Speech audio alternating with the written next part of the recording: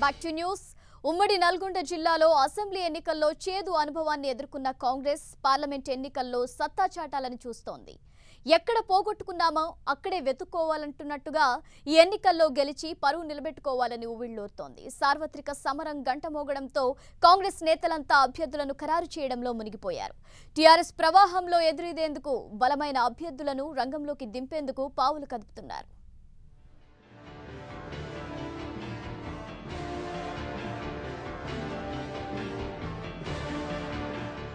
సార్వత్రిక ఎన్నికల షెడ్యూల్ విడుదలవడంతో పార్టీలన్నీ అభ్యర్థుల ఎంపికపై దృష్టి పెట్టాయి.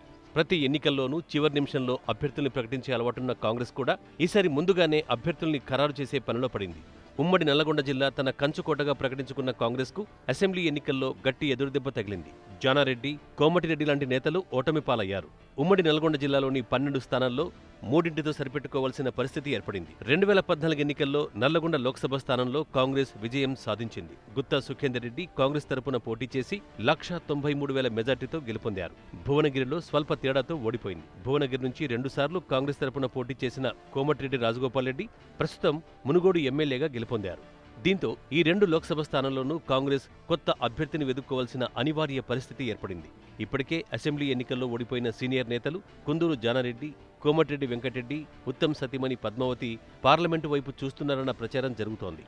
మధు యాష్కి భువనగిరి సీటుపై ఆసక్తి కనబరుస్తున్నట్టు ప్రచారం సాగుతోంది.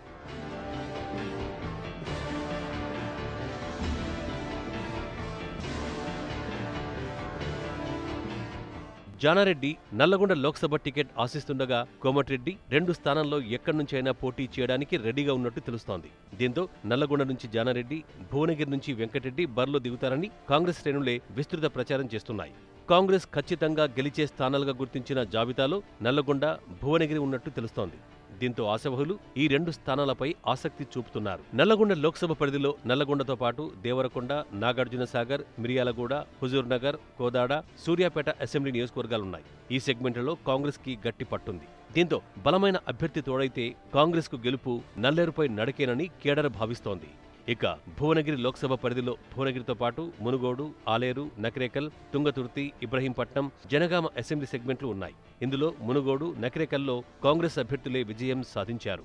తుంగతుర్తిలో స్వల్ప తేడాతో ఓడిపోయారు. నకిరేకల్ ఎమ్మెల్యే చిరుమర్తి లింగయ్య టీఆర్ఎస్ లో చేరడంతో కాంగ్రెస్ కు కొంత ఇబ్బందికర పరిస్థితి నెలకొన్నా కేడర్ అంతా కాంగ్రెస్ వెంటే ఉన్నారని నాయకత్వం భావిస్తోంది. ఇక్కడ కూడా బలమైన అభ్యర్థిని నిలిపితే విజయం కాంగ్రెస్దేనన్న ధీమా నేతల్లో నెలకొంది. భువనగిరి నుంచి రేసులో కోమటిరెడ్డి వెంకటరెడ్డి, మధు యాష్కి పేర్లు బలంగా వినిపిస్తున్నాయి. ఇద్దరిలో ఎవరు పోటీ చేసినా గెలుపు ఖాయమని కాంగ్రెస్ శ్రేణులు భావిస్తున్నాయి.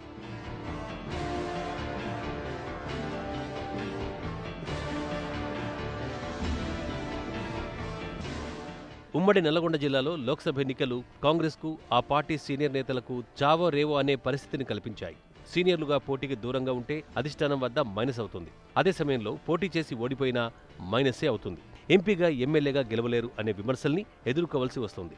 దీంతో సీనియర్ నేతలు అంతర్మదనం చెందుతున్నారు. వారికి గెలుపు ఇప్పుడు అవసరం. ఆ గెలుపు కోసమే నేతలంతా కలిసికట్టుగా సాగుతారో లేక ఎవరికి వారే యమునా తీరే అన్న చందంగా ఓటమిని చవిచూస్తారో త్వరలో తేలనుంది.